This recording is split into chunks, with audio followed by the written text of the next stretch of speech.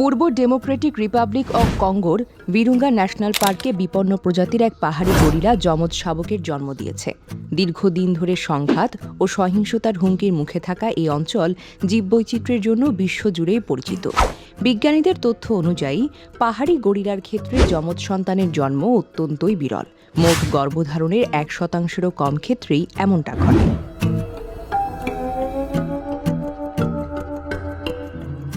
2020 সালে ইউনেস্কো ঘোষিত ভিরুঙ্গা সংরক্ষণ এলাকায় এমন একটি ঘটনা ঘটেছিল। পার্ক কর্মকর্তা মেথড উহেজো বৃহস্পতিবার এএফপিকে ফোনে জানান, নবজাতক দুটি হল পুরুষ শাবক। কঙ্গোর প্রকৃতি সংরক্ষণ ইনস্টিটিউট, যারা দেশটির জাতীয় উদ্যানগুলো পরিচালনা করে, সামাজিক মাধ্যমে এক পোস্টে বলেন, সব চ্যালেঞ্জের মধ্যেও জীবন জয়ী হয়। পোস্টে মা গরিলাকে তার 2 ক্ষুদ্র শাবককে কোলে নিয়ে থাকতে দেখা যায়।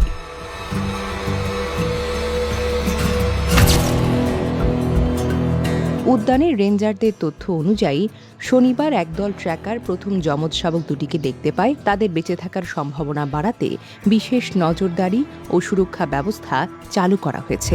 1925 সালে প্রতিষ্ঠিত ভিরুঙ্গা ন্যাশনাল পার্ক আফ্রিকার সবচেয়ে পুরনো প্রাকৃতিক সংরক্ষণ এলাকা। রুয়ান্ডা ও উগান্ডার সীমান্ত ঘেঁষা প্রায় 7,800 বর্গ কিলোমিটার এলাকা জুড়ে বিস্তৃত এই উদ্যানের কিছু অংশ বর্তমানে M23 বিদ্রোহী গোষ্ঠীর নিয়ন্ত্রণে রয়েছে।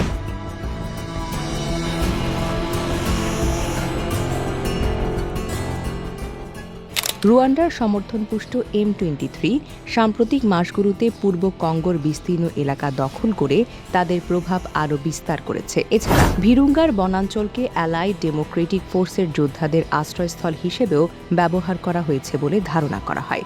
গোষ্ঠীটি জঙ্গি গোষ্ঠী ইসলামিক স্টেট এর প্রতি আনুগত্য ঘোষণা করেছে।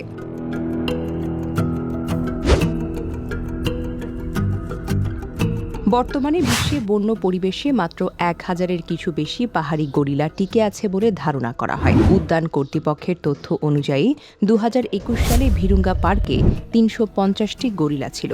পার্কের মুখপাত্র বিয়েনভেনু বুয়েন্দে জানান, 2025 সালে এখন পর্যন্ত ভিরুঙ্গায় আরও 8টি পাহাড়ি গরিলার জন্ম নিবন্ধিত রয়েছে।